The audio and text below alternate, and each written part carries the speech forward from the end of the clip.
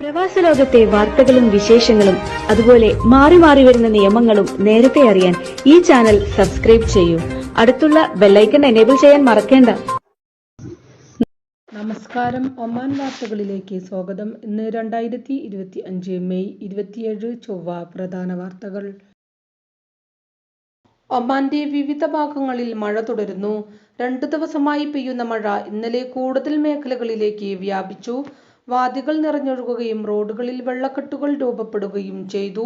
ഇടിയും മിന്നലും അനുഭവപ്പെട്ടു. കനത്ത ചൂടിലെത്തിയ മഴ ആശ്വാസമായി. വാദി അൽ സഹത്താൻ, വാദി ബനി ഗാഫിർ, ബലദ് സയ്യിദ്, റുസ്താഖ് അൽ കാമിൽ, സമായിൽ, വാദി ബനി ഖാലിദ്, ബിദിയ, മനാഹ്, ഇബ്രി, ഇസ്കി, മുദൈബി തുടങ്ങിയ പ്രദേശങ്ങളിലാണ് ശക്തമായി മഴ പെയ്തത്. മഴ തുടരുമെന്നാണ് കാലാവസ്ഥാ നിരീക്ഷണ കേന്ദ്രം വ്യക്തമാക്കുന്നത്. മലമുകളിൽ നിന്ന് വെള്ളം റോഡിലേക്ക് ഒഴുകിയത് വഴികളിൽ മണ്ണ് നിറയാനിടയാക്കി. ചിലയിടങ്ങളിൽ ഇത് യാത്രക്കാരെ പ്രയാസപ്പെടുത്തി. വാദികളിൽ വെള്ളമൊഴുകുന്ന സമയങ്ങളിൽ വാദികളിൽ ഇറങ്ങുന്നത് ഒഴിവാക്കണമെന്ന് അധികൃതർ ആവശ്യപ്പെട്ടു. മഴ പെയ്യാൻ സാധ്യതയുള്ളതിനാൽ മറ്റു മുൻകരുതലുകൾ സ്വീകരിക്കണമെന്നും അധികൃതർ ആവശ്യപ്പെട്ടു. ചിലയിടങ്ങളിൽ ഇത് യാത്രക്കാരെ പ്രയാസപ്പെടുത്തി. വാദികളിൽ വെള്ളമൊഴുകുന്ന സമയങ്ങളിൽ വാദികളിൽ ഇറങ്ങുന്നത് ഒഴിവാക്കണമെന്ന് അധികൃതർ ആവശ്യപ്പെട്ടു. മഴ പെയ്യാൻ സാധ്യതയുള്ളതിനാൽ മറ്റു മുൻകരുതലുകൾ സ്വീകരിക്കണമെന്നും അധികൃതർ ആവശ്യപ്പെട്ടു. ഫോൺ കോളുകളിലെ സ്വകാര്യത ഉറപ്പുവരുത്തുന്നതിനായി ബിസിനസ് കോളർ ID സംവിധാനം ആരംഭിച്ച് ടെലികമ്മ്യൂണിക്കേഷൻ റെഗുലേറ്ററി അതോറിറ്റി. ഒമാൻ ടെല്ലിന്റെയും ഉരീദുവിന്റെയും ഫിക്സ് ലൈൻ ഉപയോക്താക്കൾക്കാണ് ആദ്യഘട്ടത്തിൽ ഈ സേവനം ലഭ്യമാക്കുന്നത്. കമ്പനികളിൽ നിന്നുൾപ്പെടെ കോൾ ലഭിക്കുമ്പോൾ വിളിക്കുന്നവരുടെ പേര് ഇംഗ്ലീഷിൽ ദൃശ്യമാകും. ഇത് തട്ടിപ്പ് കോളുകളിൽ നിന്ന് സംരക്ഷണം ഉറപ്പാക്കുകയും ആശയവിനിമയങ്ങളുടെ സുതാര്യത ഉറപ്പാക്കുകയും വിശ്വാസ്യത വർദ്ധിപ്പിക്കുകയും ചെയ്യുമെന്ന് ടെലികമ്മ്യൂണിക്കേഷൻ റെഗുലേറ്ററി അറിയിച്ചു. ബുറൈമി ഗവർണറേറ്റിലെ മദ്ഹയിൽ അൽ റൗത്ത സ്പെഷ്യൽ ഇക്കണോമിക് സോണിന്റെ ആദ്യഘട്ടം വികസിപ്പിക്കുന്നതിനും പ്രവർത്തിപ്പിക്കുന്നതിനുമുള്ള കരാറിൽ ഒമാനും UAEയും ഒപ്പുവെച്ചു. സാംസ്കാരിക, കായിക, യുവജന മന്ത്രി Sayyid bin Yazin bin Haitham al Said, Dubai കിരീടാവകാശിയും ഉപപ്രധാനമന്ത്രിയും പ്രതിരോധ മന്ത്രിയുമായ Hamdan bin Mohammed bin Rashid al Maktoum എന്നിവർ ഒപ്പുവെക്കൽ ചടങ്ങിൽ പങ്കെടുത്തു. ദാഖിലിയ ഗവർണറേറ്റിലെ നിസ്വ വിലായത്തിൽ ഇന്ധന ടാങ്കർ അപകടത്തിൽപ്പെട്ടു. ഇന്നലെ രാവിലെയാണ് സംഭവം. സിവിൽ ഡിഫൻസ് ആൻഡ് ആംബുലൻസ് വിഭാഗം സംഭവസ്ഥലത്തെത്തി രക്ഷാപ്രവർത്തനം നടത്തി. ഇന്ധനച്ചോർച്ച നിയന്ത്രിക്കുകയും പ്രദേശം ശുദ്ധീകരിക്കുകയും ചെയ്തു. രക്ഷാപ്രവർത്തകരുടെ പെട്ടെന്നുള്ള ഇടപെടൽ വലിയ അപകടം ഒഴിവാക്കി. അപകടത്തിൽ 2 പേർക്ക് പരിക്കേറ്റു. ഇവർക്ക് പ്രാഥമിക ചികിത്സ ലഭ്യമാക്കിയ ശേഷം വിദഗ്ധ ചികിത്സയ്ക്കായി ആശുപത്രിയിൽ പ്രവേശിപ്പിച്ചതായി സിവിൽ ഡിഫൻസ് അറിയിച്ചു. അപകടത്തിൽ പരിക്കേറ്റവരെ കുറിച്ചുള്ള വിവരങ്ങൾ അധികൃതർ പുറത്തുവിട്ടിട്ടില്ല.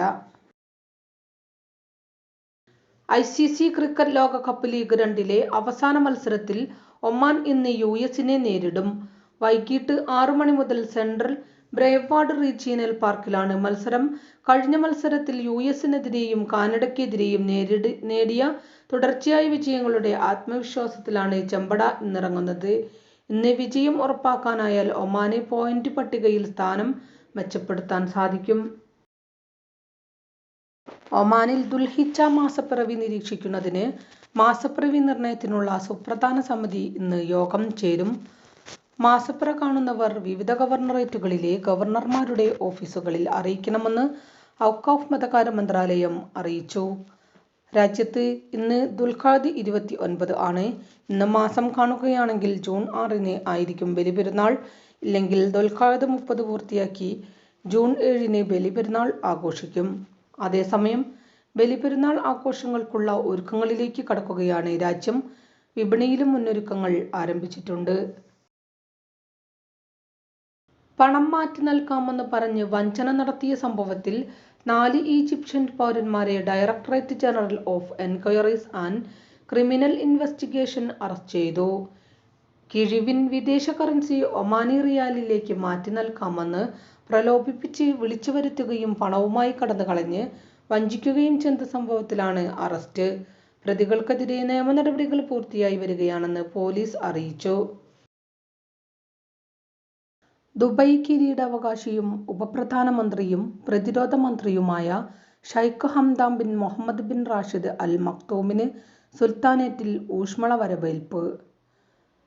ഭരണാധികാരി സുൽത്താൻ ഹൈതം ബിൻ താരിഖുമായി അൽബറക്ക കൊട്ടാരത്തിൽ നടത്തിയ കൂടിക്കാഴ്ചയിൽ ഇരുരാജ്യങ്ങളും തമ്മിലുള്ള സഹകരണം വർദ്ധിപ്പിക്കുന്നതിനും ദീർഘകാല ബന്ധങ്ങൾ ശക്തിപ്പെടുത്തുന്നതിനും ലക്ഷ്യമിട്ടിട്ടുള്ള കാര്യങ്ങൾ ചർച്ച ചെയ്തു.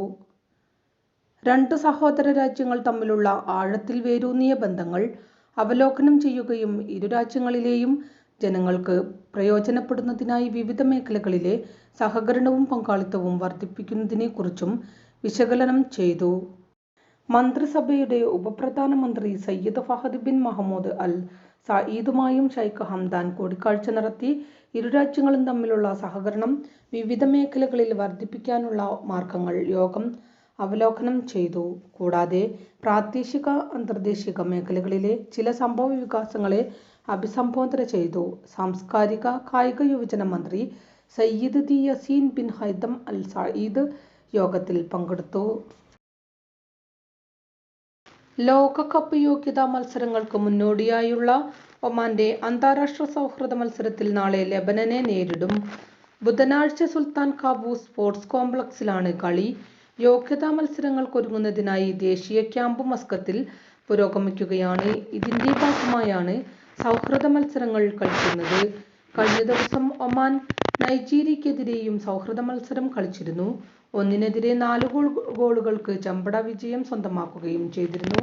ഇതിന്റെ ആത്മവിശ്വാസത്തിലാകും നാളെ ലെബനനെതിരെ ഇറങ്ങുക. സൗഹൃദ മത്സരങ്ങളിൽ മുഴുവൻ താരങ്ങൾക്കും അവസരം ലഭിക്കുന്ന രീതിയിലാണ് പരിശീലകൻ റഷീദ് ജാബിർ ഒരുക്കിയിരിക്കുന്നത്. ഇതോടുകൂടി ഇന്നത്തെ വാർത്തകളും വിശേഷങ്ങളും ഇവിടെ അവസാനിക്കുന്നു. കൂടുതൽ വാർത്തകളും വിശേഷങ്ങളുമായി നാളെ കാണാം. നന്ദി, നമസ്കാരം.